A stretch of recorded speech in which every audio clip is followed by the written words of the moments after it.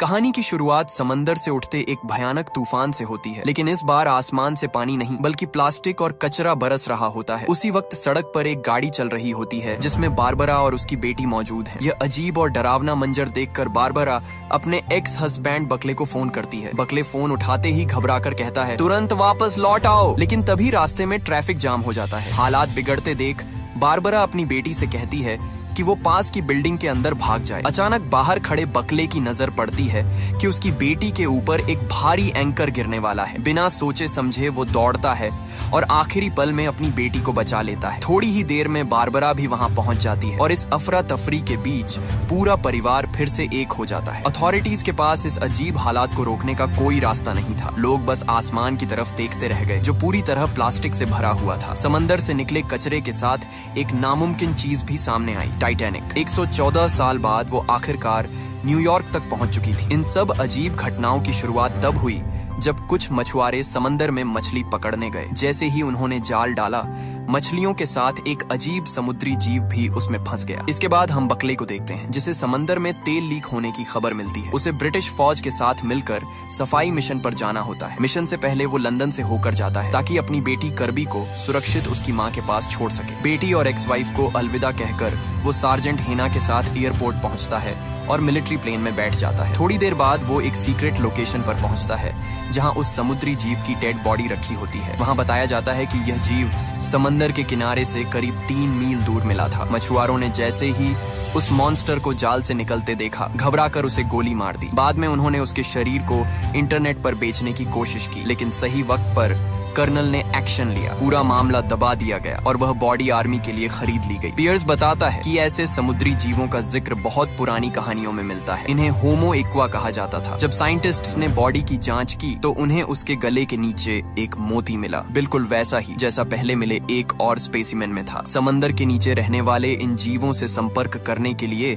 Army ने पहाड़ों में कैंप लगाए और एक मशीन से सिग्नल भेजे। रात होने पर जब बाकी सब सो गए तो मॉर्गन और सारा को उस बॉडी की निगरानी की जिम्मेदारी दी गई। रात करीब 2:10 बजे दोनों को कुछ गड़बड़ महसूस होती है। अचानक जमीन में पानी भरने लगता है और सारा आगे बढ़ते हुए ढंसने लगती है। मॉर्गन उसे बचाने के लिए हाथ बढ़ाता है, लेकिन तभी किसी ताकतवर चीज ने सारा को जोर से नीचे खींच लिया। कुछ ही सेकंड में मॉर्गन भी उसी तरह जमीन के नीचे खींच गया। नीचे जाने से पहले वह मदद के लिए कॉल करता है, लेकिन कोई समय पर नहीं पहुंच पाता। तभी पता चलता है कि वह बॉडी भी गायब हो चुकी है। अचानक अलार्म बज उठता है और पूरा कैंप जाग जाता है। जनरल जब टेंट में पहुंचता है तो मॉर्गन और सारा दोनों गायब होते हैं। रेडियो पर संपर्क करने की कोशिश की जाती है, लेकिन रेडियो भी जमीन के नीचे दबा हुआ मिलता है। मॉन्स्टर्स के जाते ही जमीन फिर से सख्त हो चुकी थी। जब पियर्स नीचे झुककर देखता है तो उसे मॉर्गन का हाथ मिलता है। उसी पल बार्कले समझ जाता है कि उसे बेहद खतरनाक मिशन पर भेजा गया है। वह पूछता है, ये कौन सा जीव है? हैना बताती है कि उनकी टीम का काम ही ऐसे अनजान जीवों से संपर्क करना है,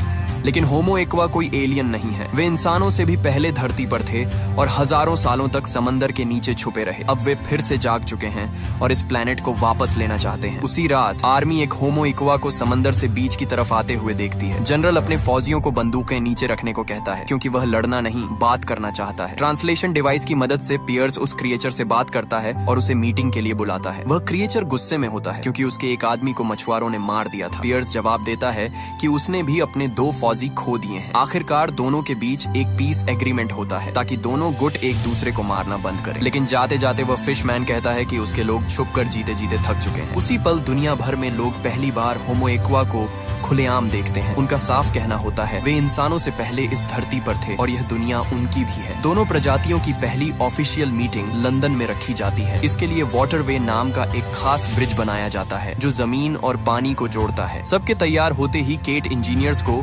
वाटरवे चालू करने का आदेश देती है। होमो इक्वा के साथ 3 और अजीब जीव आते हैं, एक विशाल मछली, एक जल परी और एक इंसान जैसी दिखने वाली औरत। कुछ ही वक्त में साल्ट इंसानों की भाषा समझने लगती है। मीटिंग की शुरुआत में साल्ट बताती है कि वह खुद क्यों आई है। कुछ समय पहले उसके बच्चे होने वाले थे, लेकिन इंसानी जहाज से फैले तेल ने उस जगह को जहरीला बना दिया। माहौल शांत करने के लिए जनेथन कहता है कि इंसान अपनी गलती सुधारना चाहते हैं, लेकिन साल्ट उसे नजरअंदाज कर देती है। वह कहती है कि वह सिर्फ बर्क से बात करेगी क्योंकि वही अकेला इंसान था जिसने मरे हुए होमो इक्वा को इज्जत दी थी। ये जानने के लिए कि होमो एक्वा बर्ग को ही अपना एम्बेसडर क्यों बनाना चाहते हैं, केट उससे लंबी पूछताछ करती है। उसकी जिंदगी के हर पुराने किस्से को खंगाला जाता है। जनेथन को एम्बेसडर बनाने की कोशिश फेल हो जाती है क्योंकि साल्ट साफ कह देती है कि वह सिर्फ बर्ग से ही बात करेगी। इसी वजह से यूनिट की प्रेसिडेंट बर्ग से कहती है कि वह उसे इस रोल के लिए तैयार करेंगी। जब बर्ग उस होटल में पहुंचता है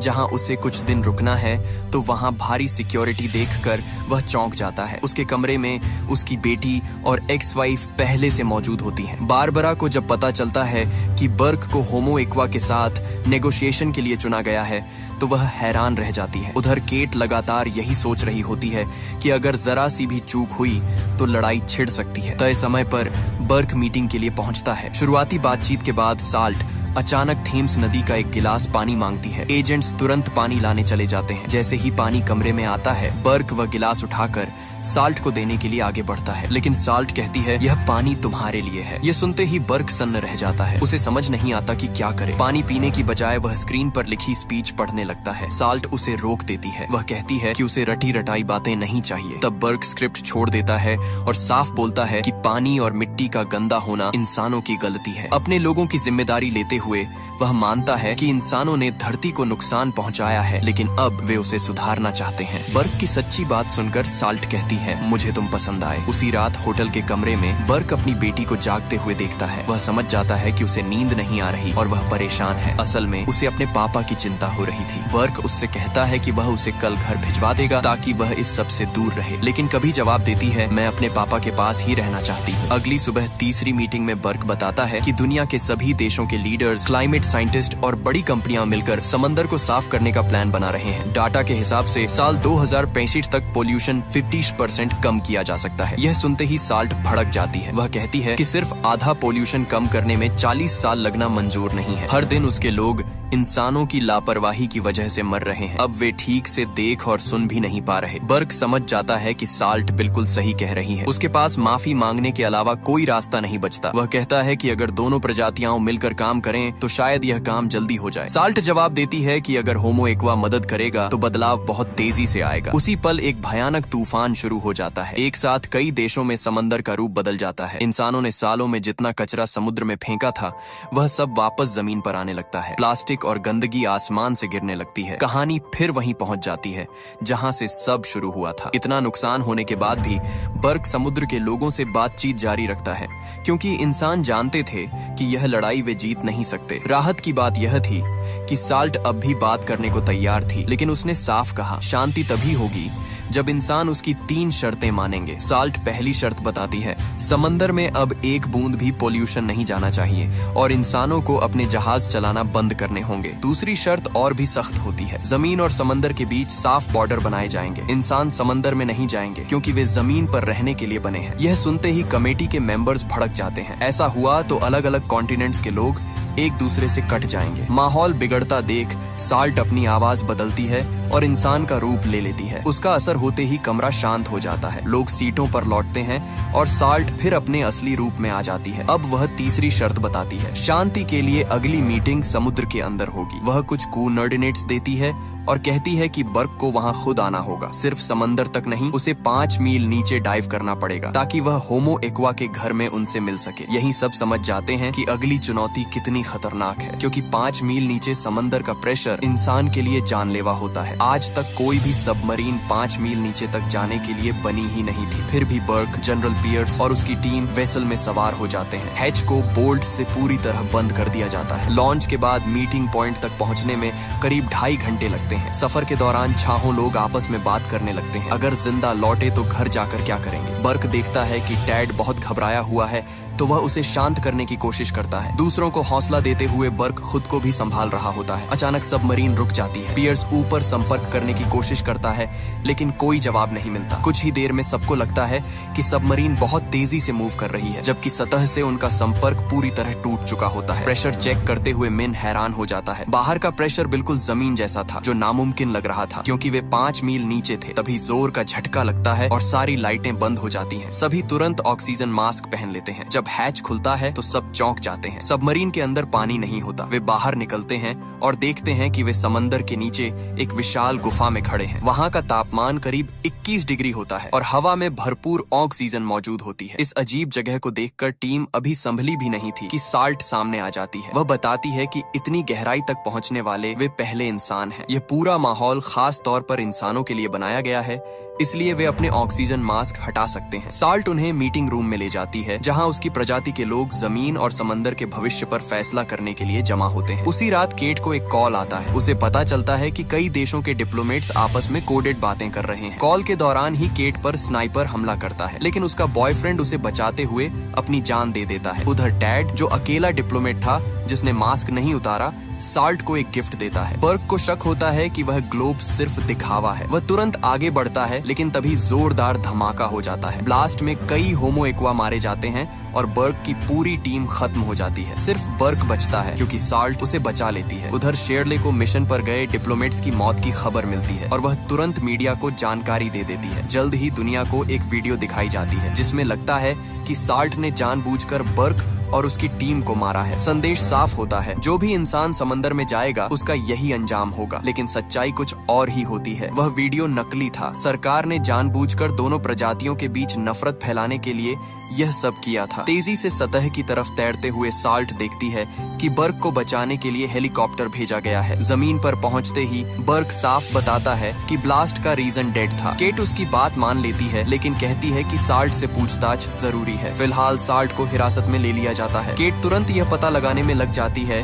कि उस आदमी को पैसे किसने दिए थे। जांच में सामने आता है कि उसे स्टेज 4 कैंसर था और वह मिशन पूरा करने के लिए कुछ भी कर सकता था। साल्ट की तेज समझ की वजह से उसकी प्रजाति पर आरोप नहीं जाता, लेकिन फिर भी उसे एक स्टील के डब्बे में बंद कर दिया जाता है। जब बर्क को पता चलता है कि साल्ट पर लैब में एक्सपेरिमेंट होंगे तो वह एक्शन लेता है। वह ट्रक की चाबी उठाता है, गाड़ी रिवर्स करता है और डब्बे को नदी में गिरा देता है। साल्ट आजाद होते ही बर्क भी पानी में कूद जाता है और साल्ट उसे बचा लेती है। उसी रात होमो एक्वा इंपीरियल हाउस में नई मीटिंग बुलाते हैं। इस बार साल्ट की जगह टाइड नाम का सीमैन आता है। वह गुस्से में कहता है कि इंसान इतने पागल हो चुके हैं कि अपने ही लोगों को धमाके में मरवा दिया। केट माफी मांगती है, लेकिन टाइड सिर्फ एक सवाल पूछता है, साल्ट कहाँ है? वह कहता है कि उनके लिए साल्ट अब गद्दार है क्योंकि उसने अपने लोगों की बजाय एक इंसान को बचाया। जब उसे पता चलता है कि साल्ट बर्क की मदद से भाग चुकी है और अब गायब है, तो टाइड आदेश देता है उसे ढूंढकर वापस लाओ। अगर ऐसा नहीं हुआ तो असली लड़ाई अब शुरू होगी। जब पूरा शहर उन्हें ढूंढ रहा होता है,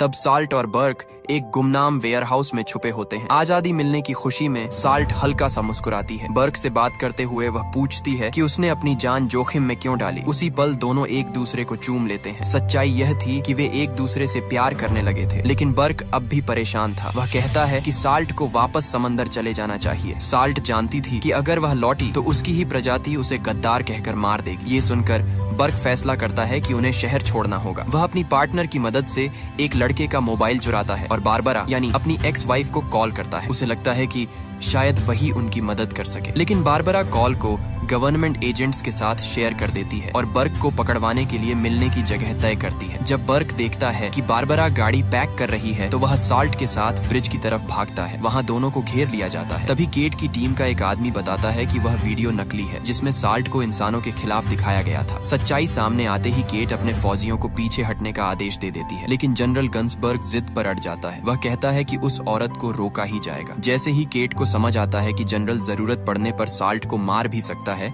वह तुरंत अपनी टीम को आदेश देती है, टारगेट बदलो और ब्रिटिश फौजियों पर बंदूक तान दो। दोनों फौज आमने सामने खड़ी होती हैं। हालात बेकाबू होने ही वाले होते हैं कि तभी साल्ट एक भयानक चीख मारती है और नदी में कूद जाती है। उसी रात होमो एक्वा एक अजीब आवाज निकालते हैं। समंदर के पास के शहरों से सारे कुत्ते खींचते हुए बीच तक आ जाते हैं। फिर फिशिंग नेट्स से उन्हें पकड़ लिया जाता है। अगले दिन जब जानवरों के बारे में पूछा जाता है, तो टाइड ठंडे लहजे में कहता है, हमने उन्हें खा लिया, ठीक वैसे ही जैसे इंसान मछलियां खाते हैं। सैटेलाइट इमेजेस देखकर साइंटिस्ट डर जाते हैं। होमो एक्वा ग्लेशियर्स पिघला रहे थे। अगर ऐसा ही चलता रहा तो अंटार्कटिका हर साल 300 बिलियन टन बर्फ खो देगा। समुद्र समुद्र का लेवल 1600 फीट तक बढ़ सकता है और ज्यादातर इंसान डूब जाएंगे। अब जनेथन टाइड से इंसानियत बचाने की बात करता है। जवाब में टाइड साफ कह देता है, इंसानों के पास सिर्फ 5 साल हैं। अगर इस दौरान प्लेनेट ठीक नहीं हुआ तो पूरी इंसानी प्रजाति खत्म कर दी जाएगी, क्योंकि तुम लोग इस धरती पर रहने लायक ही नहीं हो। उधर अथॉरिटीज तय करती हैं कि बर्क का क्या किया जाए। उसे एक होटल रूम में निगरानी में रखा जाता है। एक दिन खाना खाने के बाद बर्क बेहोश हो जाता है। उसके कमरे में साइंटिस्ट घुसते हैं। सोते वक्त उसके शरीर में इंजेक्शन दिया जाता है और फिंगरप्रिंट ले लिए जाते हैं ताकि बाद में उसे झूठे इल्जाम में फंसाया जा सके। साइंटिस्टों के जाते ही बर्क को होश आ जाता है। वह चुपचाप बीच की तरफ चला जाता है, इस उम्मीद में कि शायद साल्ट मिल जाए। सूरज निकलते ही फिश वुमन सामने आती है। बर्क उसे देखकर दौड़ता है। उसे जिंदा देखकर वह राहत महसूस करता है, लेकिन भागने की बजाय साल्ट कहती है कि टाइड के साथ नया एग्रीमेंट मांगो। अगर ऐसा नहीं हुआ तो उसके लोग पूरी इंसानी प्रजाति को खत्म कर देंगे। इतना कहकर वह जाने लगती है। जाने से पहले साल्ट बर्क को किस करती है और फिर समुद्र में वापस चली जाती है। बर्क तुरंत केट और उसकी टीम के पास पहुंचता है ताकि टाइड को मैसेज भेजा जा सके, लेकिन कोई जवाब नहीं मिलता। कुछ दिन बाद दुनिया भर के कोस्ट पर लाखों होमो एक्वा की लाशें मिलने लगती हैं। जांच में पता चलता है कि वे एक बीमारी से मर गए हैं। उनके गिल्स बंद हो गए थे और वे पानी में सांस नहीं ले पाए। सबसे हैरानी की बात यह थी कि बीमारी का असर सिर्फ होमो एक्वा पर हुआ। बाकी सारे समुद्री जीव पूरी तरह सुरक्षित थे। ये सुनकर केट को एहसास होता है कि यह शायद इंसानों का बनाया हुआ वायरस था। उसे अफसोस होता है कि वह पहले यह समझ नहीं पाई। उसी दिन केट की टीम को समंदर की गहराई से मदद का सिग्नल मिलता है। बर्क को दोबारा मीटिंग के लिए बुलाया जाता है। जब उसे पता चलता है कि साल्ट उससे मिलने आ रही है तो वह खुशी के मारे रो पड़ता है। खुद को बड़ी मुश्किल से उसे गले लगाने से रोक पाता है। लड़ाई खत्म होने का ऐलान किया जाता है। साल्ट बताती है कि उनकी सिर्फ 10% आबादी बची है। वह साफ कहती है, जिन लोगों ने यह कायराना हमला किया है उन्हें सजा पानी खुद देगा। दोनों स्पीशीज के बीच रिश्ते दोबारा बनाने के लिए केट एक खास जगह चुनती है। वह बताती है कि यहाँ दुनिया का सबसे गहरा समंदर है। न वहाँ इंसानों की गंदगी पहुँची है और न ही कोई खतरा। यही जगह अब होमो एक्वा का नया घर होगी। जाने से पहले साल्ट अपने दोस्त का दर्दनाक अंत दिखाती है। वह बताती है कि उनके लोग लड़ाई इसलिए खत्म कर रहे हैं क्योंकि जो बचे हैं वे इंसानों से डर चुके हैं। वे इंसानों का मुकाबला नहीं कर सकते क्योंकि चालाकी उनकी फितरत में नहीं है। होमो एक्वा के जाते ही ग्रेट हॉल के कांच के पैनलों में दरारें पड़ने लगती हैं। पानी अंदर आने वाला होता है। लोग घबराकर भागने लगते हैं। बर्क शांति से खड़ा रहता है, लेकिन हैना उसे आखिरी वक्त पर बचा लेती है। उसी दिन केट को बर्क की मेडिकल रिपोर्ट मिलती है। रिपोर्ट बताती है कि उसका DNA बदल चुका है। अब उसके जीन्स होमो एक्वा जैसे हो गए हैं। यह जानकर केट फैसला करती है कि बर्क को समंदर ले जाया जाए ताकि वह साल्ट से फिर मिल सके। साल्ट को किस करते ही बर्क के गिल्स निकल आते हैं और वह पानी के अंदर भी सांस लेने लगता है। अब उसके पास अपनी किस्मत चुनने का मौका होता है और वह फैसला करता है कि वह साल्ट के साथ समंदर में ही रहेगा। वीडियो पसंद आई हो तो लाइक कर देना। चैनल को सब्सक्राइब करना मत भूलना।